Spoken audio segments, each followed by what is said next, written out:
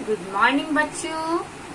आज का हमारा विषय है साइंस और साइंस में हम पढ़ेंगे जंतुओं का भोजन और आवास कैसा होता है। हम सभी जानते हैं कि हम जीने के लिए भोजन करते हैं और सुरक्षित रहने के लिए मकान बनाते हैं। इसी तरह जंतुओं को भी भोजन तथा रहने के लिए आवास की जरूरत पड़ती है। कुछ जंतु घास, पौधे तथा पेड़ की पत्तियां खाते हैं, जैसे कि गाय, भैंस, खरगोश, हाथी आदि। और कुछ जंतु हैं जो अनाज खाते हैं, जैसे कि घोड़ा, मुर्गी, चिड़िया, ये लोग अनाज खाते हैं। कुछ जंतु फल और तरकारी भी खाते हैं, जैसे गिलहरी पेड़ों पर लगे फल खाती है तो तोता फल खाता है। फलियां तथा हरी मिर्च खाते हुए देखा जाता है। बिल्ली दूध पीती है, सांप भी दूध पीता है। और बंदर, वह तो प्रायः जो हम लोग खाते हैं वो सारी चीजें बंदर खा लेता है। जो जंतु अनाज, फल, घास आदि खाते हैं उन्हें हम शाकाहारी जंतु कहते हैं, जैसे कि गाय, भैंस, बकरी आदि, ये लोग शाकाहारी हैं। और जो जंतु मांस खाते हैं उन्हें हम मांसाहारी जंतु कहते हैं, जैसे कि शेर, चीता, बाघ। ये पक्षियों में जैसे कि चील, बाज, मछली खाता हुआ बगुला, मेढक खाता हुआ सांप, ये लोग मांसाहारी जंतु हैं। और कुछ जंतु हैं जो कीड़े भी खाते हैं। आपने छिपकलियों को प्राय देखा होगा, आपके जो घर में छिपकली दिखती है वो लोग कीड़े पकड़ के खाती हैं। मेढक भी कीड़ा खाता है। मकड़ी भी मकड़जाल में फंसे कीड़ों को खाती है। कुछ ऐसे भी जंतु हैं जो शाकाहारी तथा मांसाहारी दोनों होते हैं, जैसे कि बिल्ली, वो दूध भी पीती है और मांस भी खाती है।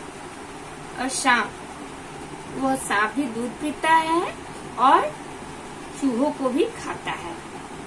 कुत्ते भी हैं जो अन्न भी खाते हैं और मांस भी खाते हैं। अब बच्चों, हमने जंतुओं के भोजन के बारे में तो जान लिया और अब हम उनके आवास के बारे में जानेंगे, यानी कि घर, वो किस तरह के घर में रहते हैं। तो कुछ ऐसे जंतु हैं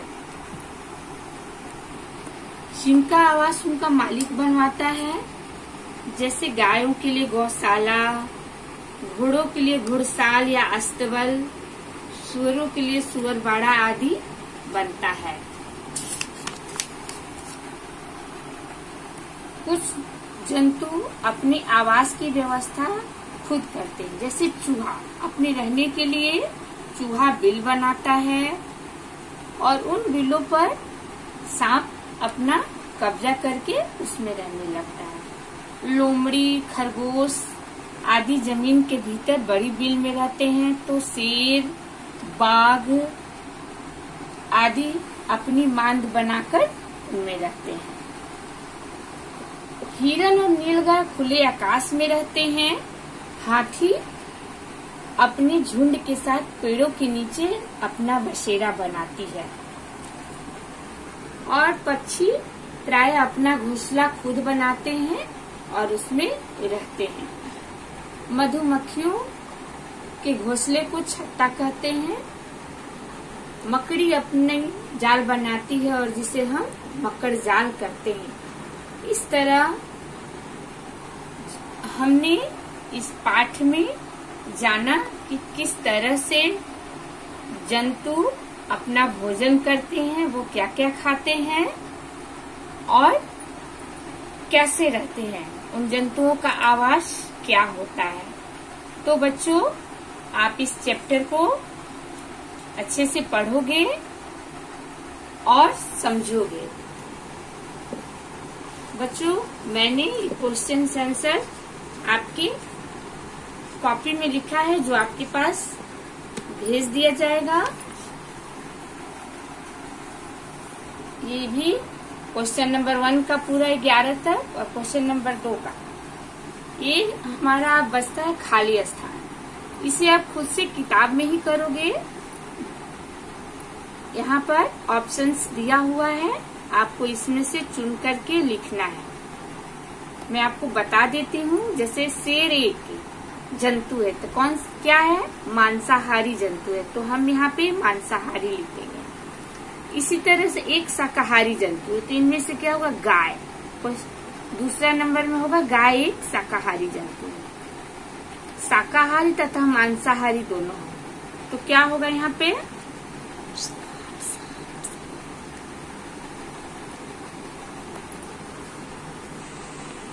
तो यहाँ क्या होगा? शाकाहारी तथा मांसाहारी दोनों है तो इनमें से कुत्ता। कुत्ता क्योंकि वो दूध भी भोजन भी करता है और मांस भी खाता है, अन्न भी खाता है और मांस भी खाता है, तो यहाँ पर कुत्ता हो जाएगा। चूहे के बिल पर कब्जा कर लेता है, कौन सा जीव है? वो हो सांप, तो हम यहाँ पे सर्प लिखेंगे। खरगोश जमीन के भीतर बड़े में रहता है, क्या बड़े में रहता है? बच गया लास्ट में बिल, तो खरगोश जमीन के भीतर बड़े बिल में रहता है। तो बच्चों, आप इसे अपने बुक में लिखोगे। Okay, thank you.